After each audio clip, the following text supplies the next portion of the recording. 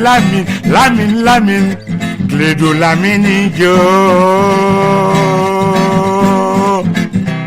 Avec moi la radio Saramala, tonton bec ma Saradela, tonton bec légué c'est fort. Alaka barika de émission, alaka barika do IRL, alaka ison ibemini, alaka ikbemini noya, tonton Lamine Fogné. Lamine, aye konyumanke, tonton Lamine, aye konyumanke, tonton, aye konyumanke, tonton, aye konyumanke, tonton, aye konyumanke, tonton Lamine, aye konyumanke, tonton MBK, aye konyumanke, tonton Cheki, aye konyumanke, tonton, aye konyumanke, tonton Moussa, aye konyumanke, tonton Alifa, aye konyumanke, tonton Atete, aye konyumanke, tanti Lobo. Aye konyumanke tonton, aye konyumanke tonton Siti, aye konyumanke.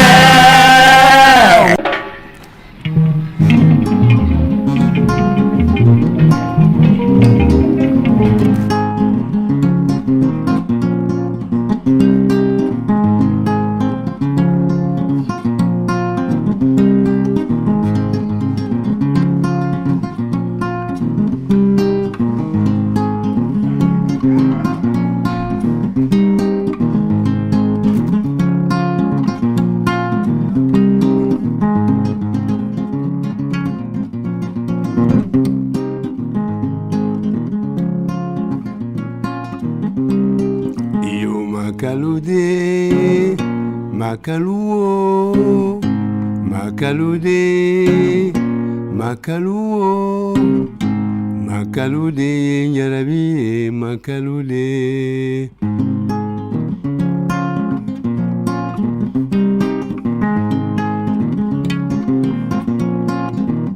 Koko dalaka ye dalaka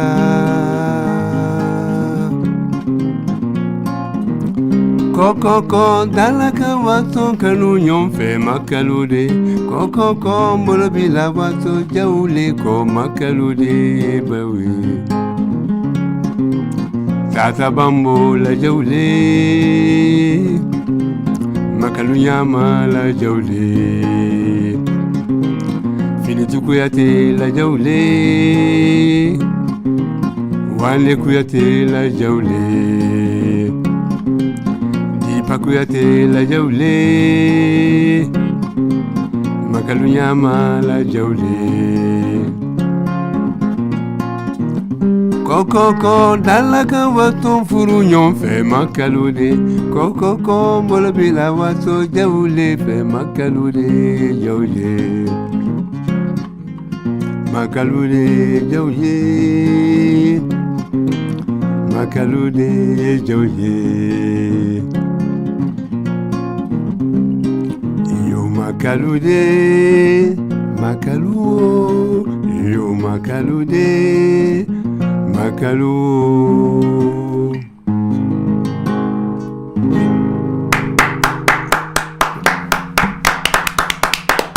Oh, Makalule, Jaule. Tata Bamoka Makalu, Wande Kuyateka Makalu, Dipa Kuyateka Makalu. Filiti Kuyateka Makalu. Ouais. Ani Makalu, Nyama Makalu Demuso. Ani Fanta Damba. Fanta Damba. Ulube Dende Jaw Kuyate. Jili Maran Kuyate di. Jili Maran afade troko Jili Maran. Enga ne famana otodo masa Jili Maran tunti wala fabu bulibana di. Ouais. Mokra bulibana. Jeli naka bazagi, jeli kalani. Jeli naka. Anaka bazagi akalani. Il était intellectuel vraiment. Pachi Kwenji. Abi famille ke abi kodon. An kodon ma fe ko malingo no ko halibi abi ube. Kodon na ube. Ube. Halibi angatu ala ko angatu. Na la sona. Anyama kalo bien a horom bien no. Pachi ko retlena. Toroste. Eni fama. An lafla. Et puis do ko ntemele. OK. an tun ka kan ka Makuyate numéro 1 de sɔrɔ bi nka ayiwa hakilila ko dɔw y'a sɔrɔ a ka mɔgɔba dɔ banna a ko a bɛ taa o janaja kɛ n'Ala sɔnna ma a ye yafa ɲini kɛ auditeurs fɛ ko dɔgɔkun wɛrɛ n'an garisɛgɛ donna la an b'a lasɔrɔ Inshallah ni Ala sɔnna ma ayiwa Pacheco e ni Kuyate aw de b'an fɛ studio in kɔnɔ yan yan'an ka yɔrɔ jan bolo an b'a d'an balimaw tulo kan o tulo bɛ maakɔrɔw ka kɛnɛ de la nɛgɛjuru ye 21 funifu 11 bataki o ye 76 43 70 45 n'u b'a fɛ k'an lamɛn sa suya sira kan o ye www.info-mali.com ou www.tontonlamine.com n'u donn'o kɔnɔ u b'a sɛbɛnlen sɔrɔ j'écoute clé du u bɛ cliquer a kan u b'a nasɔrɔ n'Ala sɔnna ma Pacheco o fisara sɔrɔ Makalu a diyara merci a diyara batterie fɔla k'i to batterie fɔla ka guitare ta ka dɔnkili da Pacheco i bɛna kɛ dɔnkilidala i ma min da 1970 i bɛn'o de da 2015 nin na yan n'Ala sɔnna ma ka da kun jumɛn de kan parce que a ka di n ye de batterie tɛ ka sira sɔrɔ i bolo a bɛ marché a bɛɛ an kɔni n ka section rythmique kɔni ko i ye n bila sa n b'a ɲɛf'i bi ne ni Modibo Tumba n b'a fɛ k'an fara ɲɔgɔn kan Modibo Tumba ani n ka denmisɛnnin dɔ bɛ yen nɔ min sɔnna kalan ma yalɔ denmisɛnnin dɔ bɛ yen karamɔgɔ b'u la ale kɔni a tɛmɛna karamɔgɔ caman ye dɔ yira a la n b'a fɔ fana k'an ka se ka Mali percussion dɔw monter angale kɔni bɛ n kɔnɔ n'Ala sɔnna donc k'a monter ka hala sɛbɛn et puis k'a enregistrer fana parce que Modibo bɛ s'a la a bɛ an ka laadala fɔli min bɛɛ dɔn bamanan fɔli ni maninka fɔli bɛɛ yala an ka tanya ka a bɛɛ to fiɲɛ la k'a bɛɛ bila fiɲɛ fɛ dugukolo k'a dun aw bɛ fɛ ka dɔɔnin to aw kɔ n'Ala sɔnna o kuma o ye tiɲɛ o ka di n ye a ye n dɛmɛ dugawu la ayiwa baasi tɛ auditeurs bɛɛ ka n dɛmɛ dugawu la Rayibandi ye Sayonba da an b'o lamɛn Sayonba Mbo i b'o kɔrɔ ɲɛfɔ an ɲɛna an bɛ sɔrɔ ka tɛmɛ n'a ye ni bɛ min dɔ la parce que kasɔrɔ fɔli don a dɔnkili a duru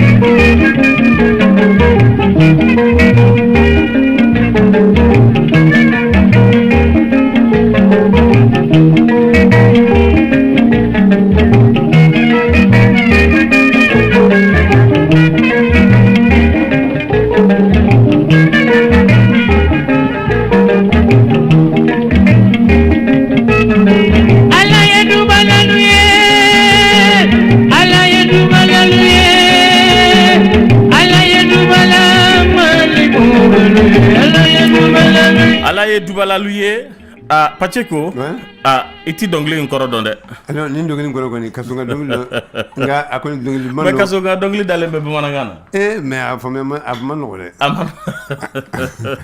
mais i ko ma ko ensemble instrumental de ye nin da ouais Sayom Bamboo a bɛ fɔ de Sayom Bamboo ouais bon ni ma fili kɔni parce que a dabaga yɛrɛ ensemble instrumental la Jelimadi Sissoko numéro 2 ou numéro 3 il y a eu numéro 1 et numéro 2 voilà numéro 2 voilà Jelimadi numéro 1 o ye kura fɔlɔ ye mais numéro 2 enfin a fana bɛ dɔ fɔ kura la mais ale donc ala ka atayana ale donc dala ay donc la Cɛjuguya tɛ baasi ye ani Kayra fɛn chose Rayband la Cɛjuguya tɛ baasi ye Jelimadi Sissoko ka dɔnkili dilanlen de don Mori Kanté y'a da ayi u fila de b'a da ɲɔgɔn fɛ voilà ali Kayra yɛrɛ ale ka version Kayra de don Jelimadi Sissoko donc ani Mori voix tellement que voix min y'o marié donc on a accepté on a bɛɛ sɔnna jala bɛɛ u ka da ɲɔgɔn fɛ voilà bon i ma sisan dɔnkilidala t'o kɛ or dɔnkili mɔgɔ fila i ma sisan duo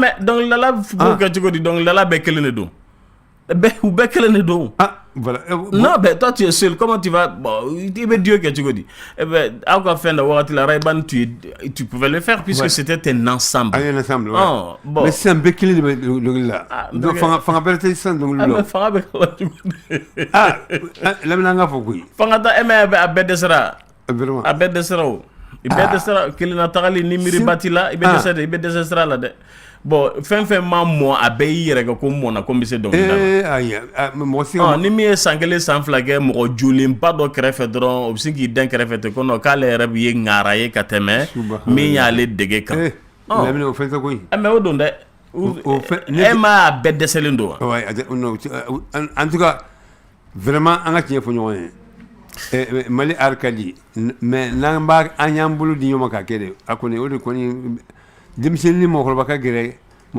denmisɛnnin na an bɛɛ de ka gɛrɛ ɲɔgɔn na. I ye ko de sɔrɔ o ye an bɛ dɔnkili wɛrɛ lamɛn n'o ye Suna ye n'i lamɛn sa.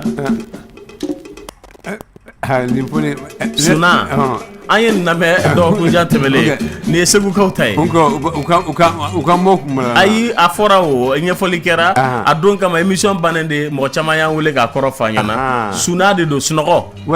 a dɔnkili ninnu u ka dɔnkili ninnu a bɛ fɔ kun dɔ de la. mais u kɔni ye sunɔgɔ de don mais Segukaw de bɛ se k'an wele k'a ɲɛfɔ. voilà u k'an bilasira u ka Suna ye a dɔnkili bɛ da. a bɛ da kun min na. kun min na u k'a ɲɛfɔ an ɲɛna. parce que an kɔni y'a fɛnw caman fɔ. mais an m'a kɔrɔ ɲini. an m'a kɔrɔ ɲini. Segukaw welelen don a ka weleli kɛ 20 21 0011 la dɔnkili min filɛ nin ye a k'a kɔrɔ fɔ an ye. voilà n tɛ dɔnkili kɔrɔ don dɛ. mɔgɔ bɛ taama.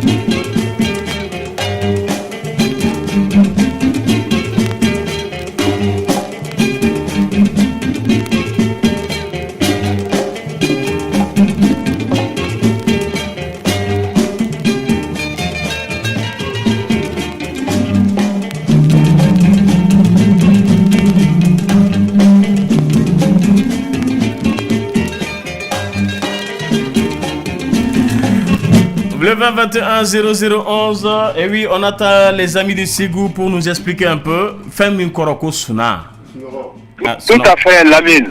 Inoula. Arrête-le là. Toro cité. Ambi dongli nunu na mais en tout koro don aywa ala fo baga do be afana ay jonga ala fo ko antu mi dongli nunu da akoro ko tumba no. Nya be me 600. Nete Ségou ko ne Bamako kadi. Suna ye adamaden yɛrɛ de taabolo ta ka mɔgɔw ladina ye. Adamaden n'i wolola i bɛ munuma ka tagama ka sɔrɔ ka sigi f'i bɛ dɛsɛ ka bundakuru sago ka don so kɔnɔ. Bi dɛsɛ bi tiɲɛ la bɛ dɛsɛ. O kɔrɔ de adamaden i bɛ se ka fɛn yiriwa ka kɛ mɔgɔba ye jamana kɔnɔ. Bɛɛ b'a fɔ nka Ala bɛ se ka na n'a ka latigɛ ye i bɛ sigi sen sabara fila kɔnɔ. Komi n'a fɔ dɔw b'u ta daminɛ diɲɛ kɔnɔ u tɛ fɛn sɔrɔ nka u laban a bɛ ɲɛ u kɛ bana ye. Donc min b'o de fɔ an ye Lamine. Dɔ b'a daminɛ banaya la ka laban bolokolonya la. Exactement. Dɔ b'a daminɛ kɛnɛya la ka laban bana la. Exactement. Dɔ b'a daminɛ bana la ka laban bana la, dɔ b'a daminɛ bana la ka laban kɛnɛya la, dɔ b'a daminɛ kɛnɛya la ka laban kɛnɛya la. Exactement, tout comme dɔ b'a daminɛ nafolotigiya la ka laban bolokolonya la, dɔ b'a daminɛ bolokolonya la ka laban nafolotigiya la. O de ka di. K'a daminɛ fantanya la ka taa laban nafolotigiya la, o de ka di. Ka tɛmɛ k'i k'a daminɛ banaya kan i ka diɲɛnatigɛ su ko wagati ka taa laban bolokolonya la, o cɛ ka jugu dɛ. Lamine i y'a faamuya o de don. Ala ka bolokolonya, Ala k'a ɲɔni ka bɔ du bɛɛ kɔnɔ. Ami. N terikɛ bololankolonya ma nɔgɔ. A ma nɔgɔ dɛ. Mana bɔ kamalenkɔrɔ ye k'a ye bi ta sɔrɔ a ma sini ta sɔrɔ a bɛ ka bɔ k'o ɲini. Hayi Ala k'an bɛɛ dɛmɛ. Ami k'an bɛɛ. A diyara n ye. I bɛ ka weleli kɛ ka bɔ min? Ne wele kɛla ka bɔ Bamakɔ yan, Bamako kura. K'an bɛ Bamakɔ kura k'aw bɛɛ lajɛlen fo. O diyara n ye. A diyara n ye. An b'i fo. I ni ce. An ba. Pacheko, i ye Suna kɔrɔ dɔn? Parce que bamanankan a ma nɔgɔn dɛ. Ayi, i bɛ kan fɔ mais f'i ka kan fana kɔrɔ ɲini k'a dɔn. Voilà. O de kosɔn n t'a fɛ ka fɛn fɔ min tɛ tiɲɛ ye. Ala k'an dɛmɛ. Ami.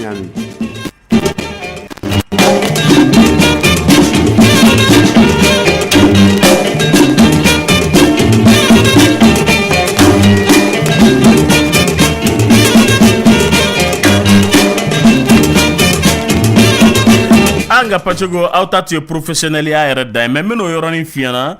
Hɛrɛ tilenna? Oui n balimakɛ kuma b'i bolo maakɔrɔw ka kɛnɛ don tile b'u kan. Foli don Lamine. Aw ka kɛnɛ kɔni a lamɛnni ka di ne ye kuma bɛɛ. Foli don quoi. Foli diyara n ye. Ko bɛ kulu fo quoi. Ayiwa kulu tulo b'i la. N'Ala sɔnna ma. Pacheko. K'aw bɛ kulubali la ka bɔ Samaya. D'accord Samayakaw. K'an bɛ Samayakaw bɛɛ fo. Bɛɛ b'a mɛn. Diyara n ye. I ni ce weleli la mais Pacheko. Mais bara ladegeli aw ka orchestre minɛ na o fana bɛ se ka kɛ wa? A bɛ kɛ. Mais nin bɛ ka nin cun k'a sumaya cogo min na kelen b'a fɔ ko n'i ye Segu bara fɔbaga ŋana ta k'a bila aw nɔfɛ. O de don parce que bongolo fɔlɔ don. Bongolo ye mun ye? Dunun fitinin min bɛ fɔ bara fɛ. Bara nɔfɛ. Voilà. O fɔbaga don. O fɔbaga don. Daramani Kumari. Madu Marakala ka kirango ka don. Nka a y'a ka denmisɛn tɔ kɛ Bamakɔ. Fo ka tun bɛ fɔ dege. Pionnier jazz ninnu na. Awɔ. Misira pionnier jazz la ani Jilimani ninnu de tun bɛ baara kɛ ɲɔgɔn fɛ. Aw ka sɔrɔ k'a lasɔrɔ. Voilà. An b'a ka partition yɔrɔnin dɔ lamɛn. Pacheko il est professionnel.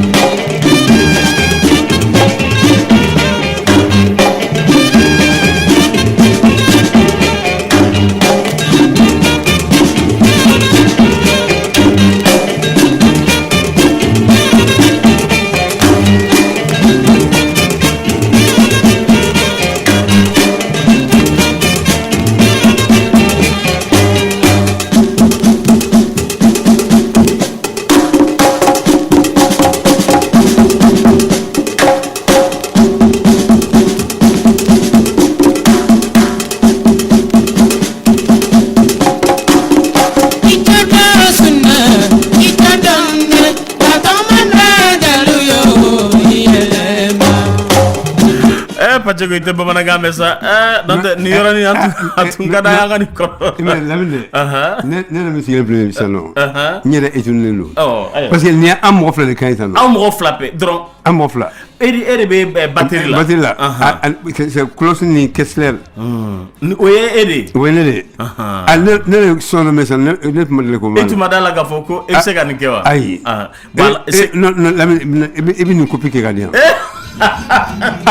Non. K'an bɛ Rayban fo a kan ka sɔrɔ a bolo. A b'a bolo. Bobula.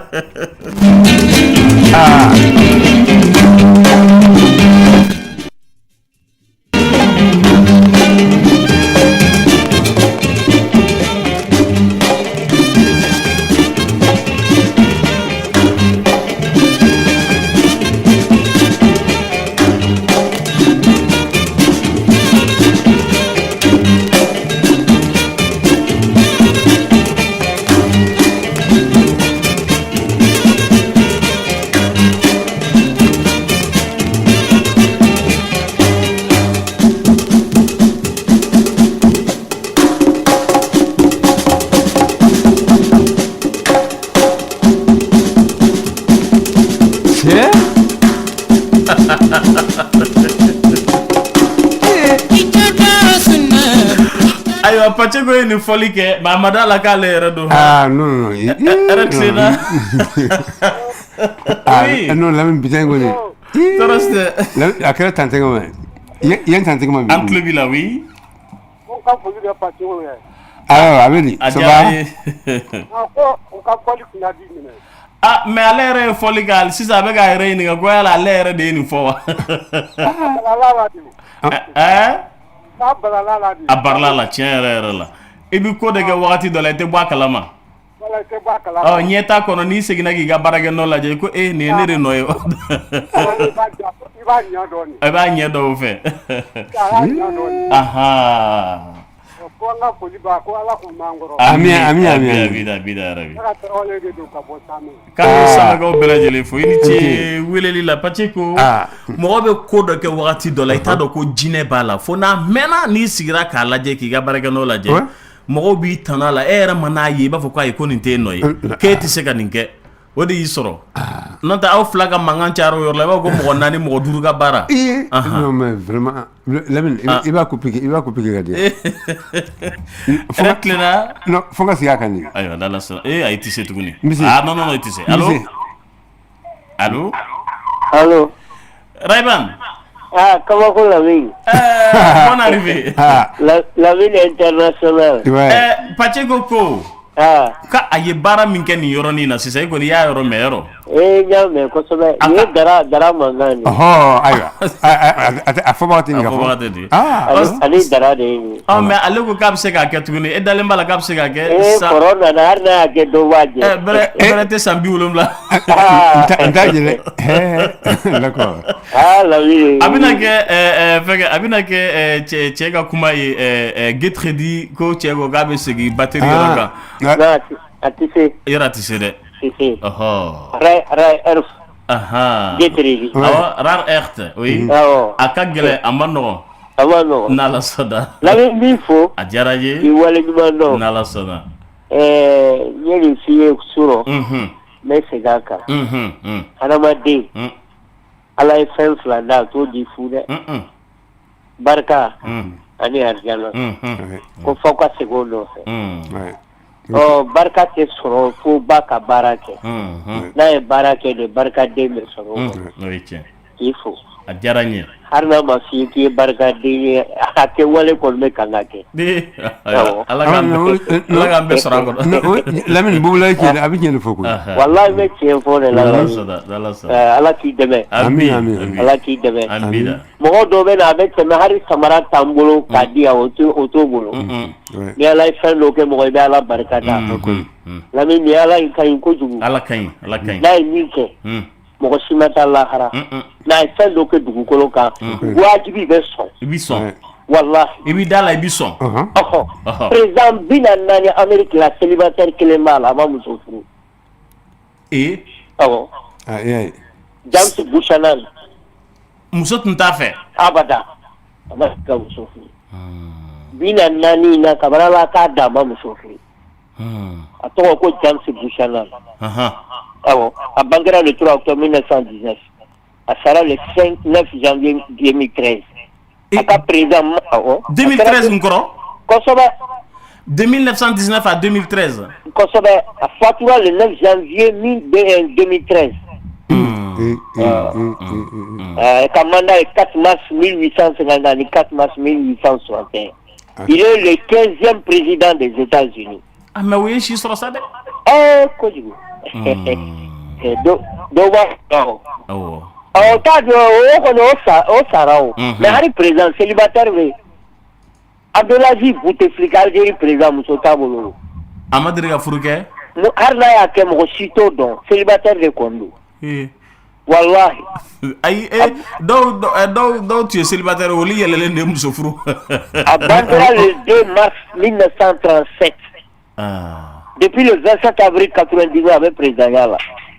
Vous pouvez voir au fort, Yassine. Allez, Bandra le 6 juin 1966 à 6h du matin. À quel est 6 Dourou sont? À quel est Moussoro? 6 Dourou. Le 6e mois, 66 à 6h du matin. Et le 6e mois, 66 1966 à 6h du matin. De Moussota Fanaboulabi. Fort Moussoté Fort Boulot. Voilà, Tabolo. C'est le thème. Mais il y a fait Wilbel de la Sénaboyo. Aïe, galade. Allez, il y aura un dumsen. Et la île. Et à la Taïko, il y a un toko tigo. Aïe, fait un cabo Hakilima. Maintenant, Dora Dima. D'autres les. A Toko Annual et Sadat. A Fatou me bat le tanso de là. A Fatou me Baraka le tanso de là. Ah, tu es descendant esclave soudanais tout. John, à quel commerçant, à quel journaliste, à quel chauffeur, taxi, à quel comédien, mais à quel Égypte Mara. À Égypte Mara, à Yamara, il est général. Il y a fait le 6 octobre 81. Ok, là. J'ai vu ça en direct. Il y a mis Dada Fana Hakili Kere à Taouado école là, école Kramo de Tarada Somo, Talanti Seka doit Kunga. Ay biscuit ferry, ka bague. Ngai Uganda mara.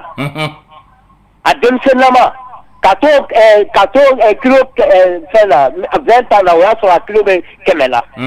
A kera champion chien kono to aka dugula. La mini ala bi se ko la. Ala de tay ko. Jamais del boka sa fala nyo tafi. Awa ya anyo boro kama. Ale dem bidru ni duru soro. Ale la bantugo de mania parce que a fora kali bougie songot ntablo. La mini nunca cha ari fere président mi mais bébé même frafin dem ben ani américain de noir ben ya du war la. Mais aliko domonte. Il y a 17 milliards de dollars, 17,5 milliards. Now, moke a bafa al kadri dantata. Ode war dama 500,000 naira. Aya dam ne nodi. Eko kalirbe farafin benyewa. Farafin faza na iba wala ki fari fileno. Aliko donote de benye bi. Il a 17,5 milliards de dollars. Alassane Dantata, Dindea. C'est-à-dire moquer de war dama baba. A wolo baba. O de war dama. Ay fin dam le nodi. Ari mo son din était président là. Edouard Santos. Da fa to de go Evelino Santos. Ma son de do. A din de président là. Mais quand on nous fait, c'est-à-dire ala di saka ko. Ali ko de notaire Bangra le 10 avril 1957 à Kano. A ba fa de to ko Mohamed Dangote. A bato ko Sanusi Dantata. O de to Abdul Dantata.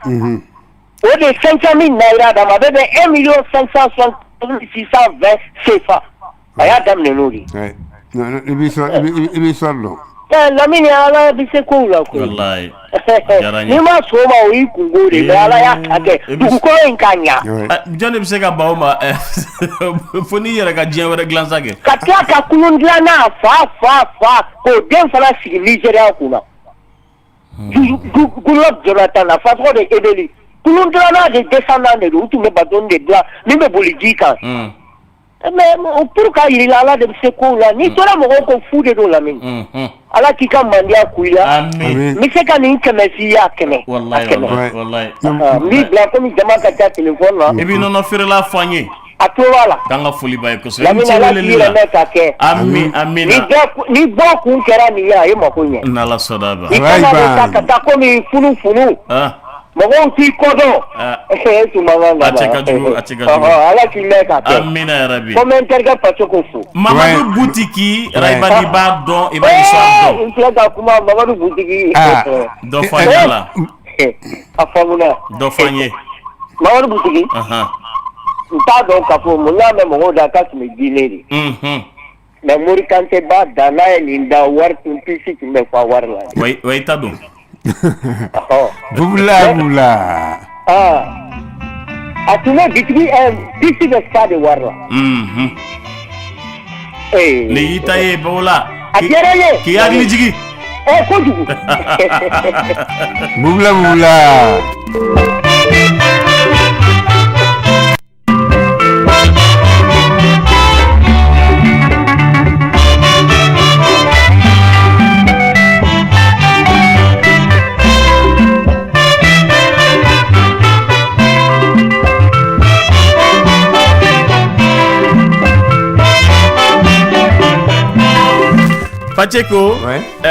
Paceko Johnny de bɛ orchestre la yan an k'a daminɛ guitare basse la Johnny bɛ ka basse fɔ nin na boutique Ala ka hinɛ Cheikh Traoré bon guitare accompagnement jurumisɛnnin o ye Lasana Sogologo dɔgɔnin Ousmane Sogologo ye Ousmane Sogologo de bɛ guitare accompagnement jurumisɛnnin na voilà juru kumaba o ye Mamadou Diakité Mamadou Diakité ale nana yan ale n'ale émission daminɛ yan fɛ ni hakili b'a la bon o bɔlen ko ye Nabe Baba ale bɛ mun na bon ale bɛ guitare solo la mais Jelimadi de ye nin solo kɛ Jelimadi ye min solo kɛ ale ye solo à plein temps Nabe Baba ma jeune na mais il est parmi les membres fondateurs du Rayban. D'accord. Voilà. Ale tale bolen ko Rayban le Jelimadi nale ni Jelimadi ka répertoire fɔlɔ la Jelimadi bɛ guitare la. D'accord. Bon Tidiane Koné bɛ saxo la. Ni morceau in na. Saxo la. Fɛnkɛ an b'a fɔ min ma Mwalim o bɛ trompette la. Trompette Mwalim. Ani Musa Koné petit an b'a fɔ ma petit Musa o fana bɛ trompette la. Trompette fila ani saxo kelen. Grosse caisse claire ani timbalaise o ye Paceko ye. O ye bon Tumba o ye Dramane. O ye Dramane. Voilà. D'accord. Ayiwa Mamadou Butiki. Voilà.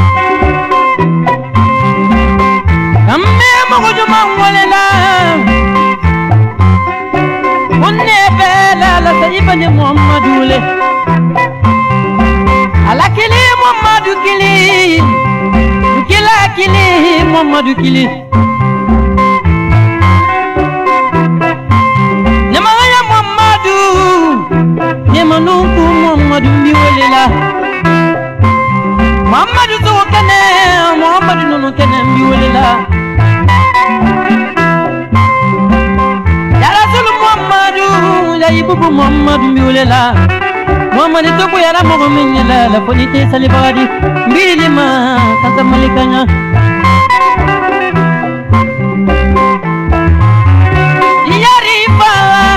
Diari bimala yala mabori yugo tikela to mo pola bilima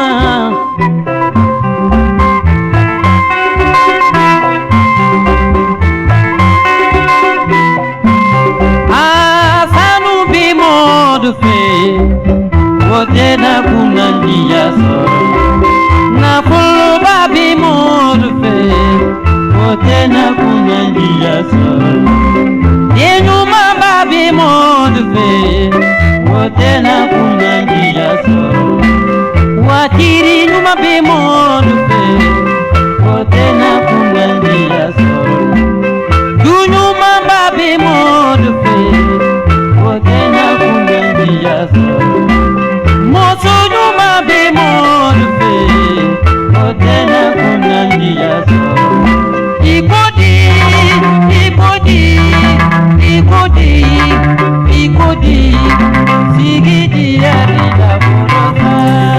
Sigi diari la korosa Atumbi korosa Mamadou Boutiki Oui, Mamadou Boutiki Abdoké la Guinée Mais a fora ko Seguka de Tundo Mais Garciga Soro Korosa No ay Korosa a sigira yene nante Seguka do Maliento Mamadou Boutiki kodi a dombaga nganaw ya fo plateau clé inkanya parce que ko fara ga donia kan kambe Mathieu Gilavogi fo ko sebe Mathieu awo dongli nya hakli bla romina kele pedro de bado bubula de tuntado ne juri mugan kele funi futan kele retlena ne bubula tay Uncle mbanti troste la ga bi en kadi vraiment le maro c'est vous musique no va asu je ko c'est un peu mo hatla ayo afo bagaw sigle me anga shibirintira ay ate fa shibirintira before baye wuluki ay bama wuluki fo le lami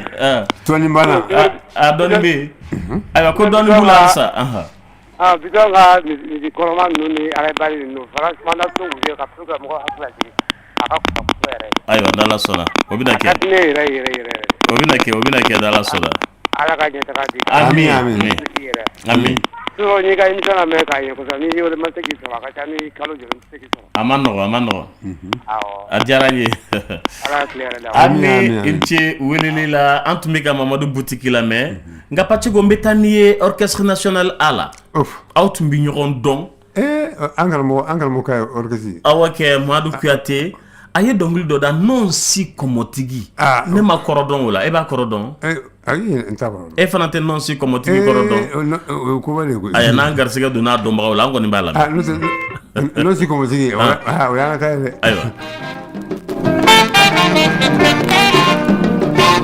Kamé Mamadou Kouyaté fo afobara ouais adul da baka ko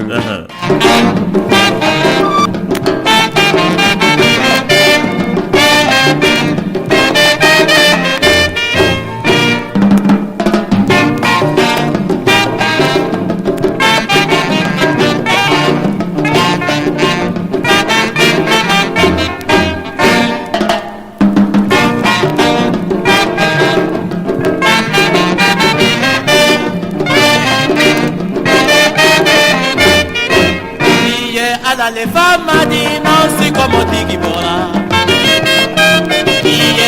Les femmes disent non, c'est comme on dit qui bora. Les femmes disent non, c'est comme on dit qui bora. Ala de fama ye non si comme tigi bora Mamadou Kouyaté etan wele kambo kump dibila wa eretlena oui allô otigi tara patiko kodi ngo Mamadou Kouyaté bisika fem fanya la ale pardon ale ada non si comme tigi eretlena allô oui entre bila bon toroste Orgaso ay pasite alhamdulillah kallo agra do nta fole kwa nala sona inti welele la Pacheco ambe sira di technicien ma no to kan folaw bora esa ambi temeni non si komotigi akadanye akoro ka don en fait Pasade una kumatire de bola kumado vidito e bolona bala Pasade una kumatire de bola kumado vidito e bolona bala Pasade una kumatire de bola la ila la Mama dara sulai non si komotigi bora ambi singana kuma keso kono Pacheco non si komotigi bora ambalma ba no fe la na se ka bo akoro kalama e go kita dongli de donde Allô? Nala sona ne bayra tlena. Français. Oui, comment bibolo? Allah ne mago be tenenga numéro de la. D'accord, be wole liga ko fe tenenga numéro be dima ya famu. Pacheco ko di ko kita dongli do. Kita ka dongli. Kita man dongli. Ah, non si komotigi. Mais quand ameka adon à cela population nationale a fait. Formation nationale A. Bon, à formation nationale A, mission klanga be kitakawi. Retlena. Quelle est-ce que jabati ala ka hinana mbakwe oui, ibaketo, oui. Bashitana. La mede be iba fe ari ko lende kepi ma fi ame donge de la salle ko be. Salle. Ami no wona musuboro batte ma seral city ambi arjama batte la mede. For me. Ande de plani no chodo kata ya mi sore. Allah. Allah ndo na mo de awe ni do anasa. Alhamdulillah. Ifa me mana ko ni na. Dlobe magat. Wa dalo ta mo ko tada ni no mo de ni se ko afle salle ko na ya ambere. Aw be mi. Afle ko ko kuraya. Ami sore ali am da de sore. Awo tiere la. Kitana. Ne ba obela jele fo. Ama be fo. Nklo bala ko am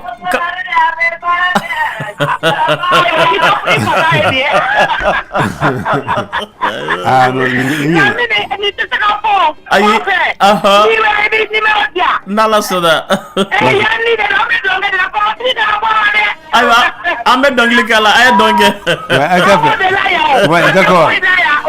Aniche. Aniche albara. Amba. Nala soda. Nala soda.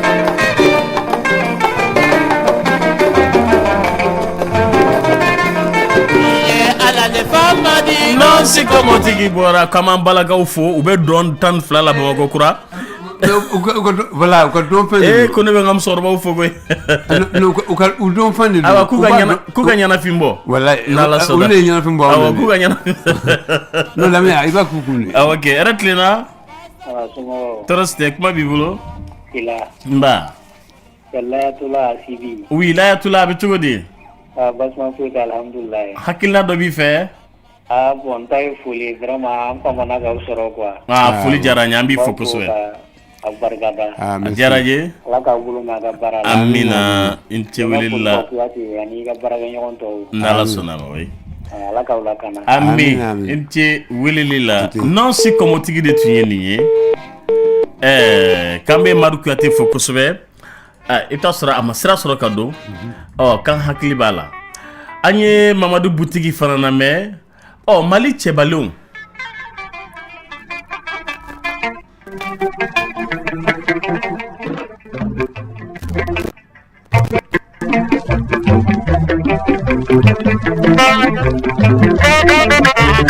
yakili bɛ nin dɔnkili in na Mali cɛbaw a barika dɔnkili in dara kun ɲuman de kama a ko ka Mali cɛw fo ka kɛwalew la minnu kɛwale ɲumankɛlaw k'olu fo n'ala sɔnna n'i ye ɲuman kɛ mɔgɔ a bɛ barika da ye n'a ye barika da ye o ka kan yɛrɛ tilenna oui ne ba ali ce n ba tɔɔrɔ si tɛ Lamine do aw ka émission ka di n ye awɔ merci aw bolo mɛn aw ka baara la amina walayi mɔgɔw bɛ k'aw lamɛn o diyara n ye walayi ne kɔni ne ma dan foyi de sɔrɔ radio Filedu la o diyara n ye kosɛbɛ ne bɛ Sikaso de i ka to ka n ka foli kɛ ayiwa d'Ala sɔnna Yayila Sénégalaise i ka to ka n ka foli kɛ Yayila Sénégalaise mɔgɔ tɛ ɲinɛ o kɔ awɔ kana ɲinɛ o kɔ dɛ ayi bon n bɛ foli di fana wɔlɔfɔkan na ayiwa taa fɛ wa maa ngi nuyu sama mbokk sénégalais yëpp jërëjëf jërëjëf merci beaucoup nanga def waay maa ngi rek n ci weleli la d'accord an bɛ foli di Mali cɛbalenw ma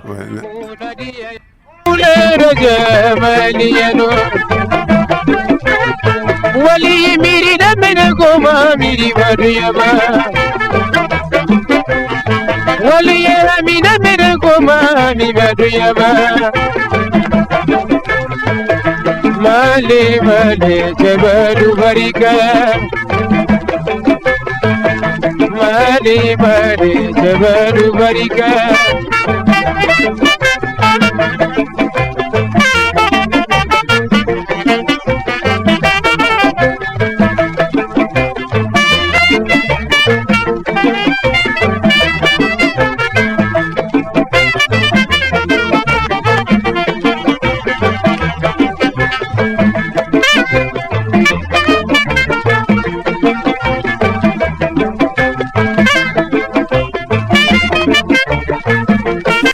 Mali cɛbalenw a barika nɛgɛjuru ye 20 kelen foni fo 11 Makoro ka kɛnɛ don an tile Lamine ɛrɛ tilenna ɛrɛ tɔma no ka bɔ Wɔlɔfabugu n tɔma Lamine n ce nba kuma b'i bolo tɔɔrɔ si tɛ alhamdulillah ne bɛ fɛ ka ɲininka kɛ Paceko min bɛ yen Paceko min bɛ Kayi o de don wa manje Tirikɛ manje o ye Paceko guitariste ye o ye Paceko guitariste nka a bɛ yan yan tɛ Paceko quoi non Paceko tɔgɔ tun tɛ naani na bon d'accord non ka n tɔgɔ ma kɛ émission in non fa de bɛ émission in a diyara n ye merci non anw tɛ mɔgɔkɔrɔbaw ye sa nka n'an y'a mɛn dɔrɔn a b'an miiri yɔrɔ caman komi an bɛ baro kɛ ni mɔgɔkɔrɔbaw ye non a ka di kojugu a b'an hakili jigin an ka mɔgɔkɔrɔba caman na yɛrɛ de tiɲɛ la o diyara n ye ala k'i bolo mɛn i ka baara la amina Lamine bɛ tan tɔ de ma da gansan ko Lamine a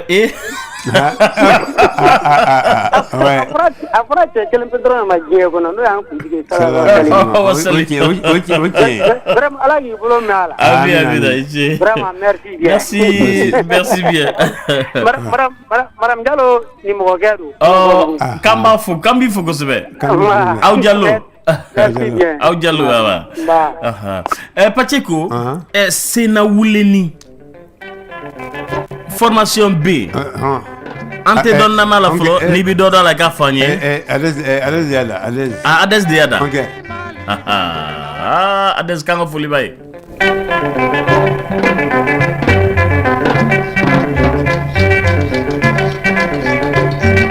sena wuleni Mali dɔn sena wuleni Gambole ye Mali dɔn sena wuleni Kande Sirabo sena wuleni Mali dɔn sena wuleni Gambole ye Mali dɔn sena wuleni Kande Sirabo sena wuleni Mali dɔn sena wuleni Gambole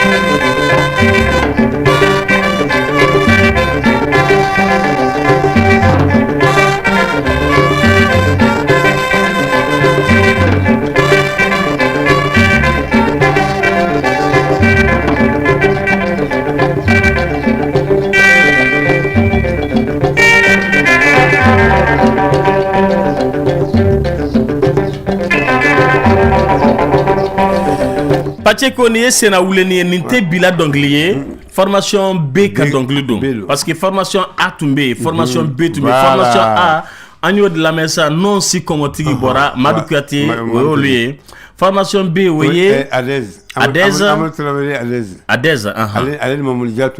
Mamadou Dia Tunkara voilà solo ani Panga Dambélé anga chorba ala ka jinala section trompette balé ou formé a Panga wa ya kuma foya non mais c'est vrai akada non bon mama Sissoko oli meilleur mama Sissoko kelengele qu'il va ka mama Sissoko ali ba accompagnement bilbil ba jamanya fi may voilà ali ba accompagnement bon Issa Tungara ala ka inana Issa Tungara le premier basila bas promise bas ni bi joka fo et même fo qui vont ni Jasmine musique et autre même malayande comment ibi belebele bani o fana tun amba fo ale tun bɛ non bon a électrique fana tun bɛ mais base et que aptoro contrebasse à contrebasse de aller d'accord mais quel o mi électrique la basse falamis électrique voilà basse falamis électrique falamis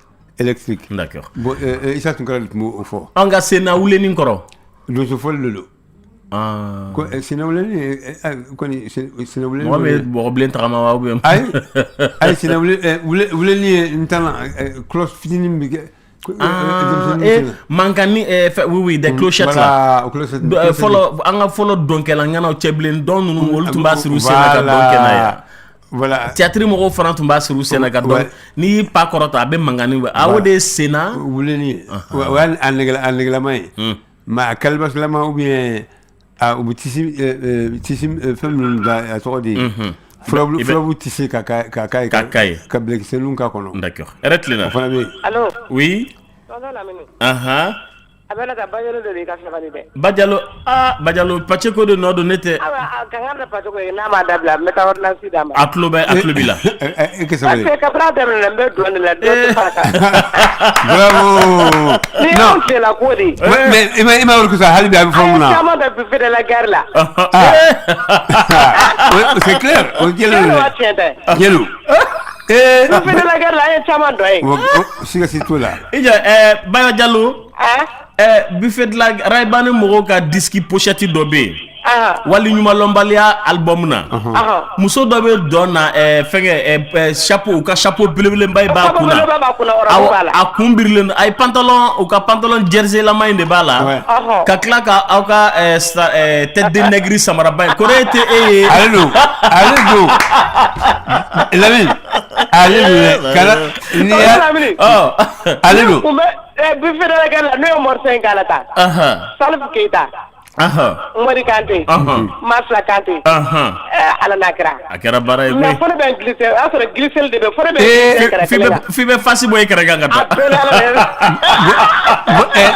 bayalo abi process mi ga abi mulo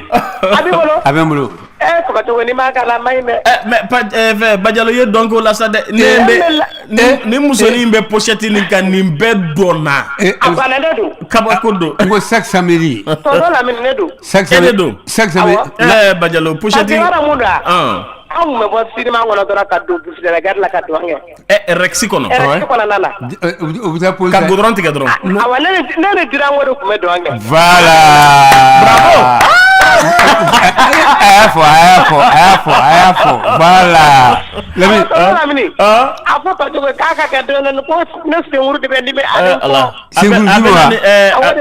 abena ni shitulu ni jikala may na la et puis ñele ba ma si ouais ay dira wa pa do na ya pare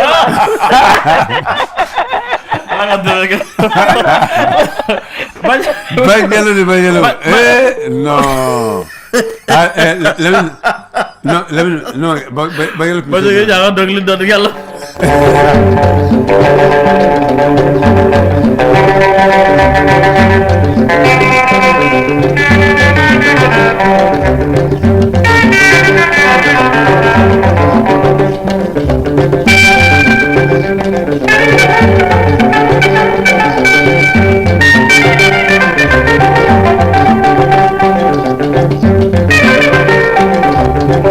Kanga foli b'a dɛsɛ kosɛbɛ nin ye senna wuli nin ye hɛrɛ tilenna oui radio bi kɛrɛfɛ b'a faga kuma b'i bolo allo ale taara Pacheko an bi taa fɛ halisa an ni orchestre de don bi ta tɛ Raibandi dɔrɔn ye Burankɔni de Ɲono i b'olu dɔn wa est-ce que tu minnu ye Fimani da n bɛ dɔɔnin k'a la i k'a lamɛn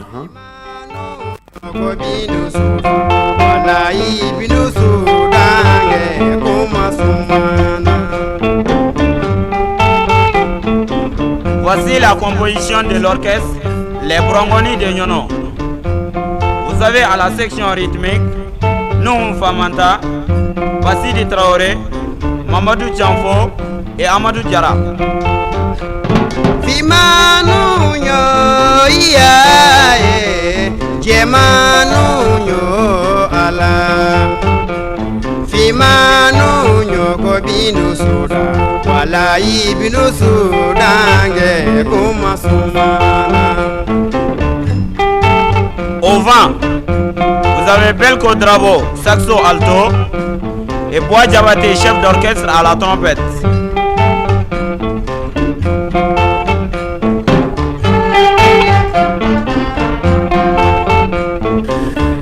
Il y a Kilimani Dongli et Pacheko, Fimanu yo, mais Mama Geroula de.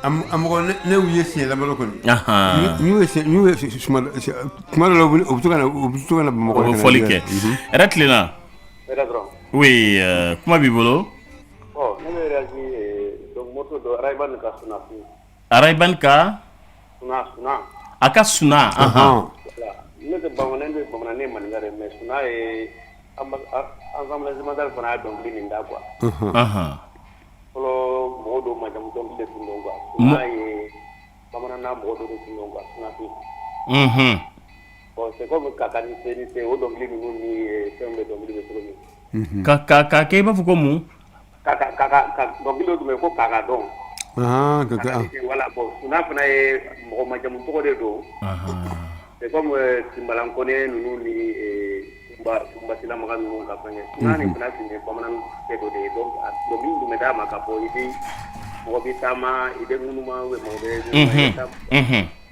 madame donc donne no te de sunote pas le sommeil voilà d'accord mais suna donc ni sun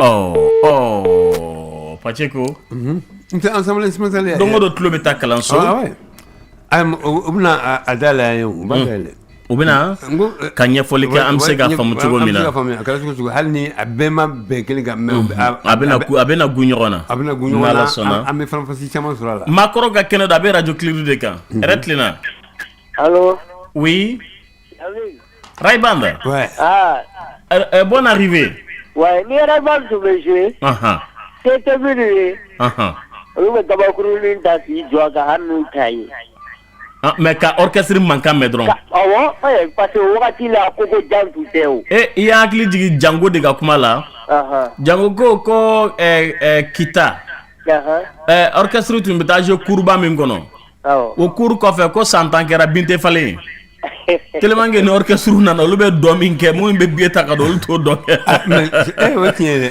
pasara bandu me tugo mi wajibi jama be kaya yewa literengar na milu segene no dobe ubu jo kala me ereksi phenomena bla dobe bo kati jo kala me do to meki orgu fola bado to me ika che de la ka ko yele la orgu fo anongone la we dirisa sumaro abaka tana tumama afora no si tu tempa mako ya parce que tu me darai ba la je tu me tamba sa la no we tugo mi burgu do odo mo me tarai ba la je u bi se musique la et puis pendant mo fla tu me mo tu ma fe kuyi we jagari muso tu me jogo bugo jagari no fe aka don sin no fe wa awo jagar tu me pendant sera la be comme ni la fili serela ni la gɛnɛkala ni na cogo min quoi n'a y'i to la a b'i biri ka to k'i kɔmi quoi o y'a sɔrɔ a ye kunkolo isi fɛnkɛ ka a la c'était joli quoi ani Dirango Bubula le ale bɛ détail Dirango ouais awɔ oui mais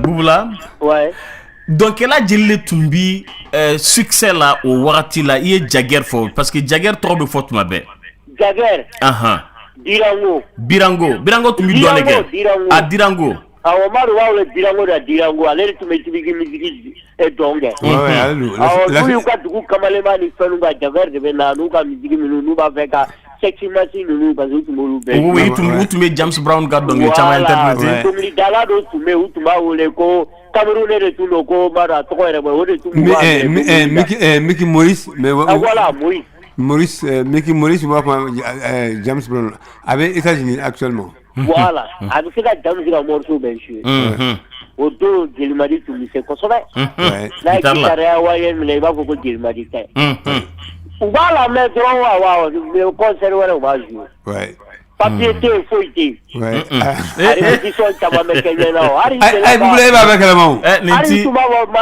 Masamba ni Araban ka o mɛ a enregistrelen bɛ n bolo I tɛ taa la ko Araban Mori Kante de b'a da walahi Bubula a bɛɛ b'i bolo dɛ ambassadeur ka dɔnkɛla tun ye Tata Babo dɔgɔnin ye o tɔgɔ min bɛ Seguba a b'a fɔ Tito fɔ n'a bɛ tabali fɔ a b'a bolo yɛlɛma a kɔfɛ buguluni b'a tulo la o ye ambassadeur ka dɔnkɛla ye et puis Jagger de y'ale kalan a y'a tile kɛ dɛ a bɛ Paris ko Seguba Madu a bɛ yɔrɔ min a bɛ Paris n y'a sɔrɔ yen olu de t'u tɔgɔ bɔlen don mais Jagger de tun bɛ bɛn kɛ musow tun bɛ ɲɔgɔn bugɔ Jagger nɔfɛ n b'a kalama de bamananmuso nkalon tɛ dɛ wallahi Bubula a b'ala kali ye oui non a fɔra ko dɔnkɛlaw fɔlɔ dɔnkɛla de tun bɛ muso yɛrɛ sɔrɔ ka tɛmɛ hali dɔ yɛrɛ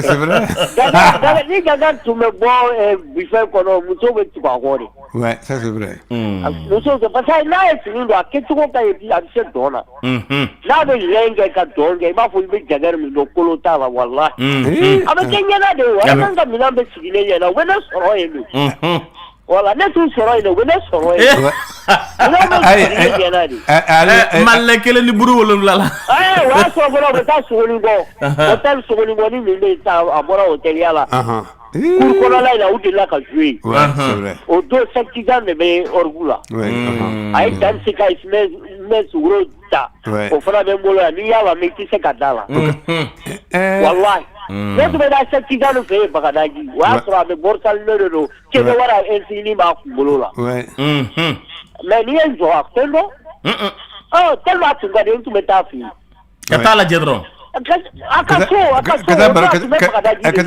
baro kɛ Bubula Lamine Bubula b'an dɔn de koyi Jelimadi tun tɛ bɔ ne fɛ yen o k'an to bozola la Mali kɔrɔ Jelimadi tun bɛ ne fɛ yen Sɔgɔmada a n'a dɔgɔnin Solo o tun tɛ bɔ ne fɛ yen o Bubula n'i ma bɔ Araban ko la mɔgɔ dama dɔw bɛ yen I bɛ se ka fɛn de fɔ mais anw ye Araban kanu cogo min k'i y'a kanu o ye kanu ye aw tɛ yen non Bubula Ala ka hinɛ la kelen fila ani ne aw ye Araban kanu ko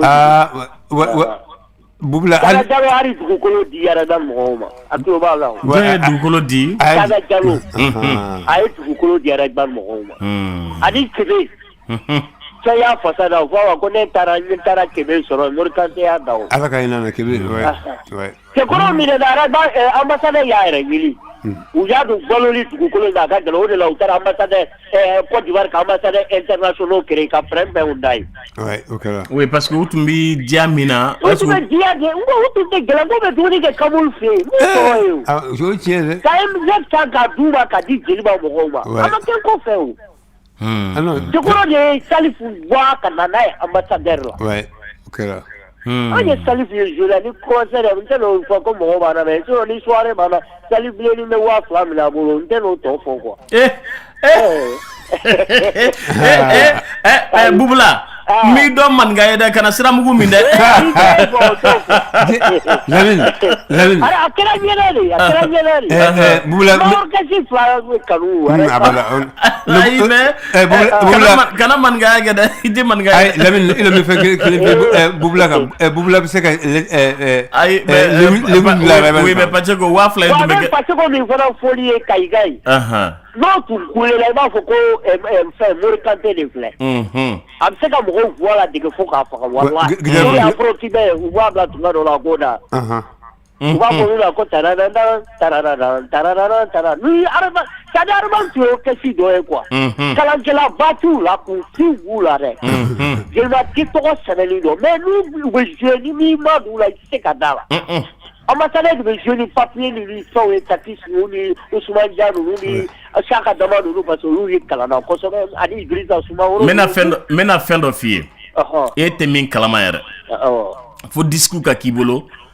i k'a dɔn dugu in kɔnɔ Rayban ka disque tɛ yela dugu in kɔnɔ bi tubabuw bɛ ka n'a bɛɛ san ka taa n'a ye Rayban ka disque u ye disque fɛn fɛn bɔ tubabuw bɛ ka na u yɛrɛ bɛ na kelen kelen fila fila saba saba Rayban ka disque kama u bɛ ka n'a san ka taa n'a ye ka a fɔli sen na mɛ k'a bayɛlɛma ka k'u ta ye bon tubabuw b'o de la a bɛ san 5 san 6 bɔ bi u bɛ ka na Rayban ka disque ɲini ka taa n'a ye a ye Jelimadi min f'i ye numéro 2 donc n'i ko ko mɔgɔ kalannenw tɛ a ye mɔgɔ kalannen c'est an b'a sinon u kalannen bɛ hali mɔgɔ kalannen minnu ye école kɛ o komi aw min b'a kalan k'o wele kunfiya an yɛrɛ b'olu lajɛ kunfi de mais c'est à dire minnu ma taa école la parce que olu bɛ ɲɛ dama awɔ i n'a fɔ fɛn nɔti ka dɔnkili kɛ nɔti k'a bila u ɲɛkɔrɔ la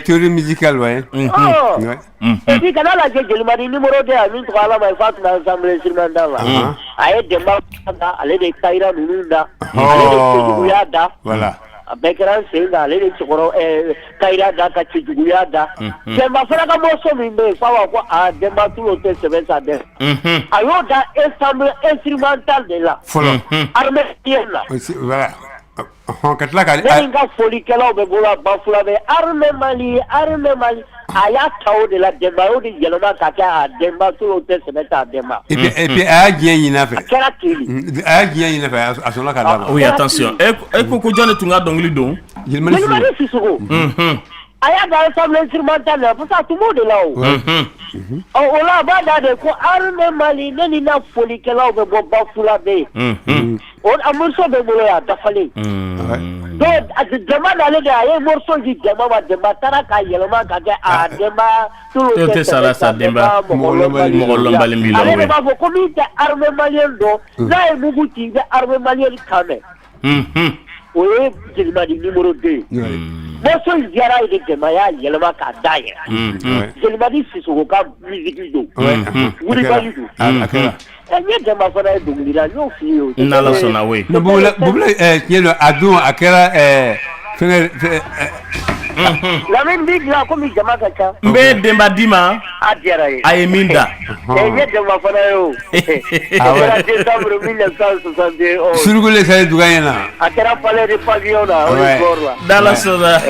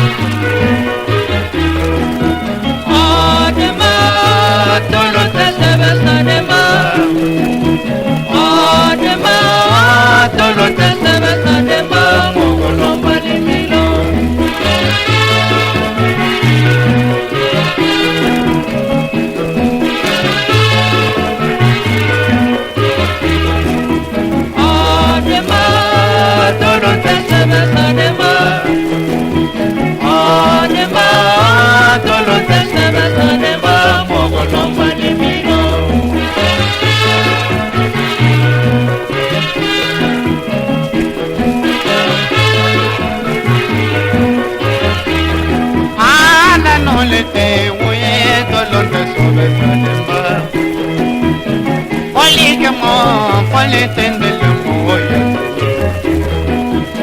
Fole kemo Fole tendele moya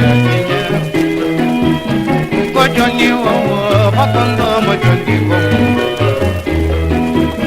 Kojoni wo Pakondo mojoni wo Pacheco a makoro ka kɛnɛ do ko makoro ma k'al barika an ye fɛn caman sɔrɔ u la nka an ni kɔrɔ Modibo bi ɲɔgɔn fɛ kɔrɔ Modibo yɛrɛ tilenna oui ça va merci kɔrɔ Modibo a kɛra fama ye i bɛ direct la radio Kiledu kan yala kɔrɔlen ninnu y'i hakili jigin mun na voilà bon i ka interlocuteur a ɲinana yɔrɔ in dɔ kɔ il y avait James de l'ambassadeur du motel. Oui, James, le danseur de l'ambassadeur du motel. Non, Moussa Doumbia. Moussa Doumbia dit James. Ouais. Voilà, et lui, il dansait très bien comme Jagger.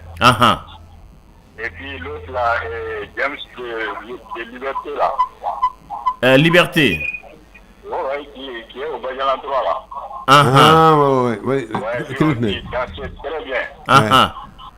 Mais Moussa Doumbia dit James de l'ambassadeur, non, il n'avait pas dit, hein. O de tun bɛ se kosɛbɛ kosɛbɛ.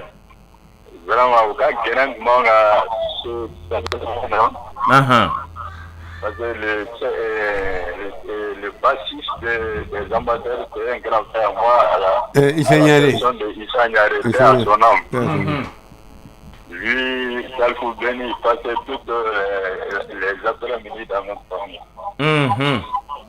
Voilà, donc Doumbia, Moussa, James, il a maillé la petite tête de Tata Bambou et puis avec. Mimi. Il a concurrencé, mais finalement, James, Moussa Doumbia est venu à vous aller filmer. Moussa, il dansait très bien. Jagger gars de Moussa, Roblama, je me rappelle, j'étais second type.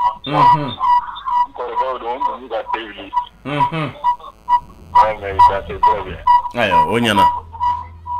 O ɲana, o diyara n ye Modibo. K'an bɛ immigration mɔgɔw bɛɛ lajɛlen fo.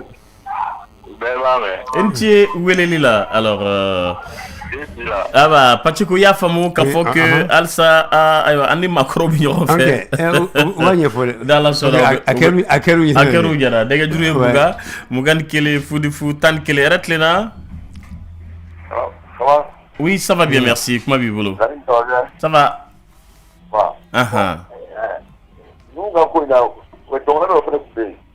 John?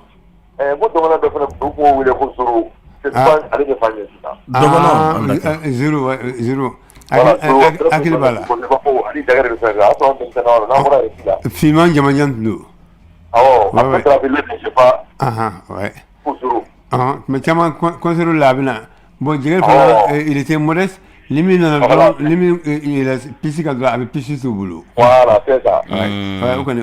Donc a tun tɛ yɛrɛ yira kɛ. Non. A kelen tun tɛ pisi occupé. D'accord. Et puis des fois a bɛ t'u nɔfɛ u bɛ na ɲɔgɔn fɛ. U bɛ na ɲɔgɔn fɛ ka yɔrɔ animé. Ouais. Non, concert bɛ diya de. D'accord. Donc minnu tɔgɔ fɔra sisan Jagger, James, Zoro. Zoro bɛ yen. Ani Seguba Tito. Ouais. D'accord. Mais compétition aw hakili ma ye ka to a la ka compétition kɛ ninnu ni ɲɔgɔn cɛ Pacheco. Mais i b'u bɛɛ natɔ ɲɔgɔn fɛ. Il faut concert dɔ bɛ yen nɔ. I b'u bɛɛ nɔtɛ. Non, an fana ministre ya parce que a bɛ ɲaga. Awɔ a bɛ fɛ u bɛ orchestre. Oui, allo yɛrɛ tilenna. Oui. An tulo b'i la oui. Ouais, bon, dɔnkɛla dɔ fana tun bɛ ko Madipat a tun bɛ dɔnkɛ Arɛban. Ouais. Madipat o b'a sɔrɔ anw bɛ taa Arɛban ka concert lajɛ Berema kɔnɔ. Ani Rexi la. Ouais, c'est vrai. Voilà. Madipat. Ouais. D'accord. A bɛ bɔ Wɔlɔfɔbugu. Jagger tun bɛ bɔ Dar-Salam. Ouais. O b'a sɔrɔ Bubula bɛ taa di disque ye ko RTM na anw fitinin tun bɛ tugu a kɔ. Ouais. Bibi Bula c'est a diyara n ye. Merci beaucoup. An b'i fo kosɛbɛ Pacheco u bɛ k'i hakili jigin dɛ e yɛrɛ tun ɲinɛna ninnu dɔw kɔ. Vraiment Madipat c'est vrai. Parce que u bɛɛ y'an ka denmisɛnninw de ye. Hɛrɛ tilenna. Vraiment. Alors Lamine, comment vas-tu? Moi je vais bien. c'est Ibrahima Aïdara. Aïdara i bɛ cogo di? A Jelibugu. Aïdara e tun bɛ min nin dɔnkili ninnu bɔ wagatiw la? Ma fille n ye n dɔgɔkɛ lamɛn sisan n ye Bugu lamɛn sisan nɔ. Bɔra ale fɛ avant-hier a ka place la yen nɔ. Bon dɔnkɛla kelen fana bɛ yen nɔ an ɲinɛna o kɔ. O ye jɔn de ye? Ça c'est Moussa Soumano Di Nelson. Ah ouais. Moussa Soumano Di. A ka grec mais Villa Ketra la. Ouais, tiens. Ani Maguette Seydou nous. Ouais, tiens. Ani Biche. Ouais, voilà. Ouais. Zoro bien mais ɲɔgɔn ye tuma bɛɛ. Zoro Abia. Non, Abia kosɛbɛ. Lamin, k'a welelen don Aïdara k'a wele. Concert tun bɛ kɛ Bayemba la. Ouais. Jaguer jiginna Nelson de fana bɛ yɛlɛ. Oh. Ni concert fana musow tun b'u ta de. Ouais. A y'a sɔrɔ lycée fana b'a tan fila la. Allez, c'est grave. Lamine Bako tun ka di sa. Bon, tun ka di. Nka i bɛ se k'an ka ci fɔ Zoro ye k'a welelen don maakɔrɔw ka kɛnɛ kan a kana ɲɛfɔli kɛ. N b'a fɔ Zoro ye n b'a fɔ Nelson fana ɲɛna. N'Ala sɔnna. Voilà. Voilà, merci beaucoup. Diyara n ye. U kana dɛ. An ka I bɛ ka foli fɔ Bugu la yen na. Inchallah. Bugu la tulo b'i la. N'a kɔrɔkɛ don ko n bɔra a fɛ yen kunna sinon Aïdara. Ni Ala sɔnna ma. Merci bien Aïdara k'an bɛ i ka denbaya bɛɛ lajɛlen fo. Weleli diyara n ye Paceko. Ayiwa ninnu minnu tɔgɔ fɔra sisan a bɛ mun de k'i la? Lamine a ye n lase ka taa san 20 nin ye san 20 ni san 30 ko de ye. Vraiment a bɛɛ de tun e ka filɛ ninnu bɛɛ tun bɛnnen bɛ cogo min na. Yala n ye min fɔ Mangaloti yala a dɔnbagaw ti kan ka fɔ a ma dɔw kibaruya sɔrɔ sisan. Ka sɔrɔ ne yɛrɛ min filɛ ni hali ɲininkali n tun bɛ se ka ɲininkali kɛ n ka na kuma mɛ bali mɛ. Parce que ni mɔgɔw tununa ɲɔgɔn na ka fama. Oui, il faut faire extrêmement attention. Nɛgɛjuru ye 21 ni 1 foni fu 11 yɛrɛ tilenna. Ala dɔn. Ayiwa kuma b'i bolo. Ala ne tɔgɔ Mustapha Faye. Mustapha Faye. Bon ne hakili b'a la o san na dɔnkɛla dɔ tun bɛ yen o tun bɛ Bajara na n'o ye ko Bangura Jo Cuba. Cubain. Voilà. Il y avait Jo Cuba au Bajala et Bangura. Papa. Ouais. Un Cubain qui est au lycée, un promotionnaire à moi. Donc, je crois qu'on a pour d'autres, c'est des gens qui étaient vraiment célèbres à mon pays. Vraiment.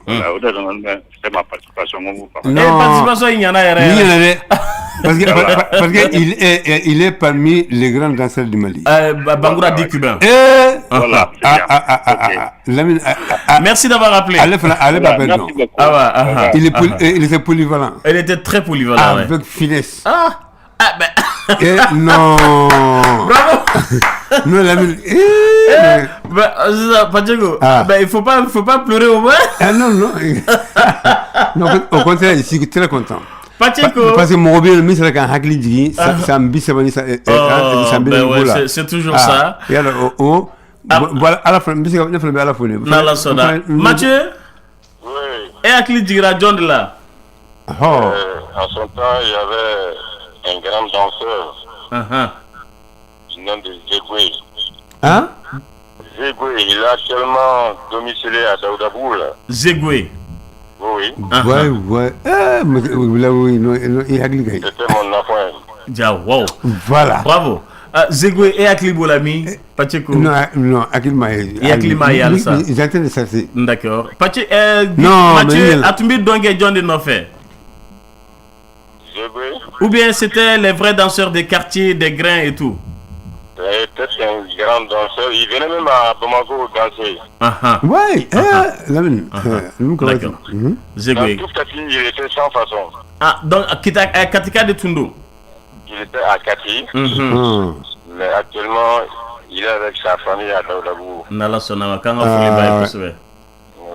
Kanga Foulibaye. Une tiwili là, Mathieu.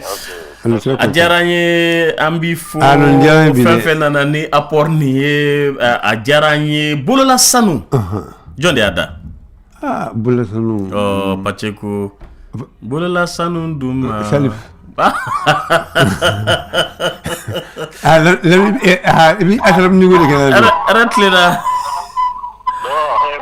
oui mais i b'i ka radio faga walasa an bɛ se ka ɲɔgɔn na sɔrɔ. Oui. Moribo. Ouais, immigration. Il y avait 2 matins. Il y avait 2? Massa. Dar Salam Massa ani Tongorogu Massa. Ah, Massa Flare Toumbe, Dar Salam Massa. Ouais. An Tongorogu. Concours de danse. Il y avait un autre à Dar Salam encore. Il s'appelait Mamadou Traoré dit Orlando. Ah, Orlando. Grand frère Serguerou. Et concours de danse là, Grand Hôtel Kelena Mot Ndadandona. Il m'a Orlando m'a fait enlever. Lundi m'a mis à mon grand frère. Mais Orlando, j'entends ici un nom espagnol. Atumbi salsa de maîtrise Kosobewa. Hein? Atumbi salsa de don Kosobewa. Salsa, voilà. Moi, je suis dans la salsa là. Il a travaillé à la PMCD. Il est parti à retraite actuellement, il est démission à 2 ans. Il m'a mis à mon grand frère. Oh, il y a ça. Mais dis-moi, me fais faire des femmes. Encore lors de vos soirées, lors des soirées des grands frères, il y a là où tu me y a là quand donc là nous nous n'y ou quand la soirée diawa ou bien tu me qu'est-ce que tu dis? Si, vous me voulez le venir donc il faut que vous traînez dehors. Kayoro Nyara. Ouais. Moun tu me douma comme cadeau? Oui, bon. Il y a des consolations, cigarettes et puis. Ah oui, un paquet de cigarettes. Voilà, ouais. Deux sandwichs. Oui, d'accord, ok. Et puis, Kremes nous parle. Bravo. Où tu m'as invité. Voilà, ma clé du ça. Kremes sont fait bon. Des fois, il va se inviter les bénos. Numéro est sans sur la. Il y a Kremes là, quand nous sommes invités. Ah non, il y a un temps. Il y a Kremes Diara. D'accord. Arrête là. Alors, arrête là. Arrête, comment vivez-vous? Ah va. 0 et 7. Hein? Aïe, donc là, nous sommes 0. Z, avec Kouyaté. Ah, 0B. Avec Kouyaté, donc on doit aller à Mi. Kawelendo makoroga kenega. Inshallah on va faire. Ami dara. Ya Rabbi ama. Bulla sanu bela jeleta do. Wa.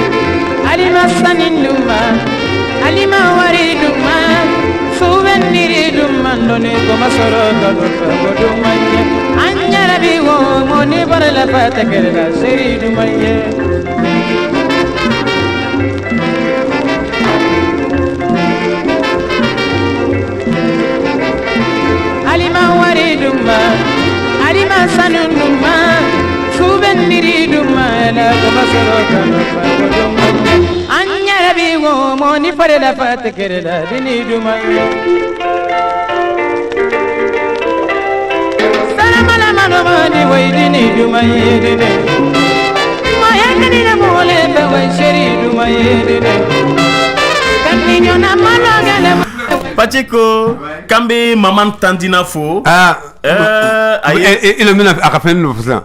Maman Tandina. Avec Francis. Malika Fumbu, Changazi, il est Camborga Hampa. Honno Bornama. Hamad al Fita del Fitati, Moscou, Gina, Monsieur Banla, Mascuna woman Tifarat. Tandina. Pacheko Yamun Foda. Ni Maman Tandina fo, abe yakli jigi Maman Tandina où tu me Côte d'Ivoire wati mena. Où le groupe de formé les Acelas, les Acelar. Et ben carte dessin de yi, faire pochette ka. Carte du Mali. Carte du Mali. Mais non, les cartes avec quoi on joue là? Les Acelar. Marias, ouais. Ah ouais. Quand même Maman Tandina fo kosobe avec un ameka to jamanaka. Nega juru mugan kele funi futan kele retlena. Allô? Oui. Tonton Lamine. Ah. Bonjour bawe. Adiaranye. Abe do fara mo singa dongodu. Ah. Ala mo ban kuma la sisa. Aha. Ay ñoko do katidi. Aha. aba fo ne ma ko platini dogo ma ko mambu ay jogo to ko ay ko ba ko ma temu yere fila nyo donc la de kati Sir Mathieu ni Mathieu Boriga dongoro na ma gen muso ana ko muso ba bo sawla ay ma ko jojo ne ba kuma fiye bi ko ida ne ga yele doni na da moro sara bala mambu do ko ma ko platini kati ni Mathieu du ikrise muso be gira no be nugo ko tous les gens do ate bien carte d'identité maou Tienu abite dona ouais Mathieu de ya ko ay atlo ben kana Mathieu Tlobin ne katika de dirango e katika e jogo e katika e ole katika e Mathieu nya tlega koy voilà atlo ben kana ni ya karon de ka bise ka posa amba ye modom fonye ye ne la hakli parce que ye modom fonye ani be katika le tunkacha mune katika de me katika depuis le 24 septembre 72 ouais abana oye bien ouais aérienne parce que an ko de Mathieu mu plaigne Mathieu ngon tonkela mabo kati anga mago Mathieu plaigne aba carte de la mare anyo intrité ni ya gereka do be tiya muso be wa no fe otma james ba tan fela kai simes ouais Mathieu beta wala muso bulum na ki jonai Daïla bon korato tendeza korato afo abe fo do nya tete na gonga tene ya tete ay korato ami parce que ayo ko kebi do mara bi kube do na vraiment ni ko badi merci radio kledu mana radio te ni sebe no be sebe ni tulo no be tulonke inshallah o de ka gele nyala te gala me ya rabbi ya mala ka tafanga na tachi daw amin amunu bala mala ka lamet lu ko nyuma dama amin sutra trisu ala ka daw ma amin radio baraka gele de amano ala ka kiti malo ma de nala sona ala kana stand do aw tigene de famu ye nala sona akona kuma ba fode nala sona albarka o jaranya ala ko do na bela jeleba dogo mambu sago dogo ma platini dogo ma chaka bu sago chakile to chama ibe juma de fe awa ibi to juma de fe nunu ni mun kare dro mambu de kariye ayo mambu dugu kamele mba yitaye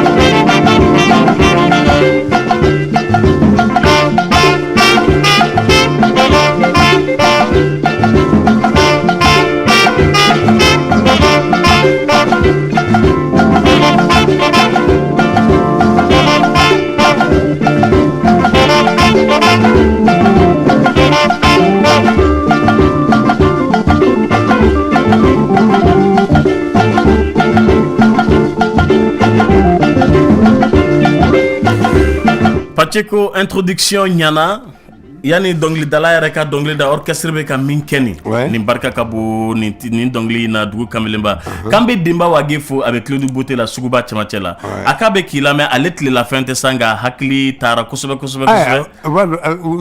dimba wage côté eretlina oui mbalmake ne koni fen kera kuma munu na asro ne da do ne fitini ala quoi ay mo dama trop fort ne ñolu ye ali sisan tellement kera mu do ñu yana bu do fona borate tel que James ni Jagger ne mba do ne tan do kula ye tout Jagger madoni hakil bala ana male balu mo jolo na ku do na donna tellement ne re ne bala donna ne munena nyem pangan fli isen kan kadu atron kitini no ngela na sen ka kadu kai se kala dige kadu mo yene tade sa ado akara babe badila ma si sai va fo imaginer de benenya bo mala ali bi ne ma mo bla no ya bila ma tu ma kara mo na ste bo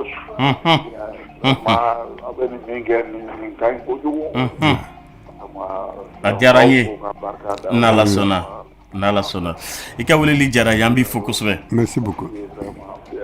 Paceko wagati korona dɛ.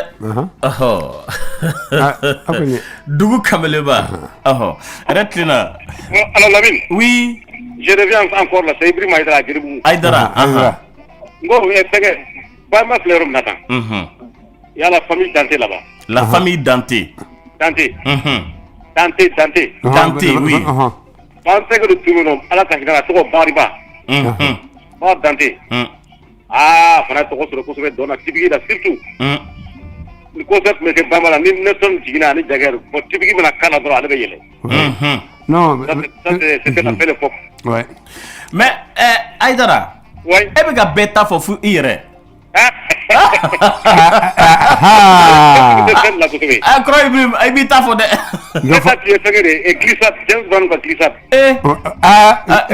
Jerky Sage. Ok. An tun bɛ bougie kan ka siri jukɔrɔla la. Ka glissade kɛ.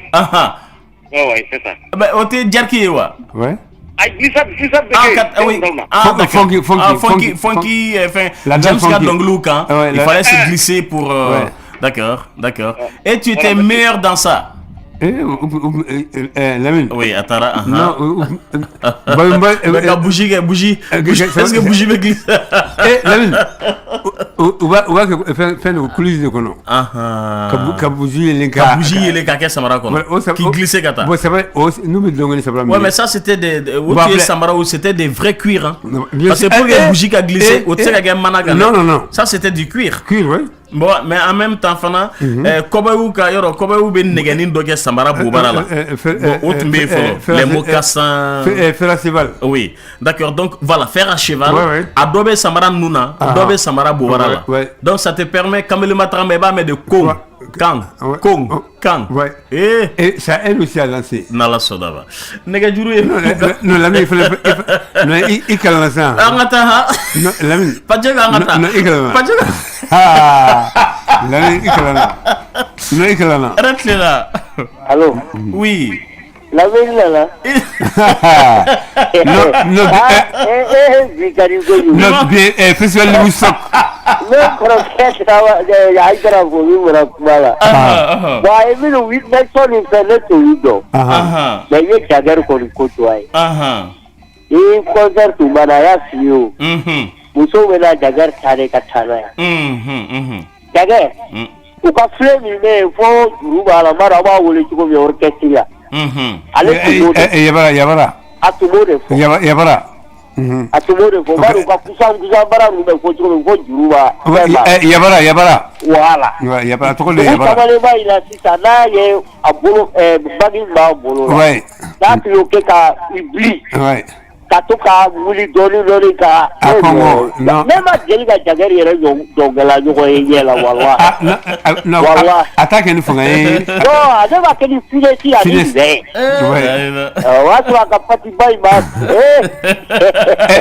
yari wakati sera vivla i kana yira dɛ an ye dɔnkɛ cogo de fɔ bi an ka dɔgɔkun wɛrɛ n'ala sɔnna ma n'an invité bɛna fefe parce que Makuate numéro 1 de b'an bolo fini don cogo ani tagama cogo an b'o de kan n'ala sɔnna ma an b'i fo an bɛ bɛɛ lajɛlen fo fɛn fɛn participera Paceko an ka foli bi wagati korona kojugu k'an bɛɛ dɔgɔkun wɛrɛ inchallah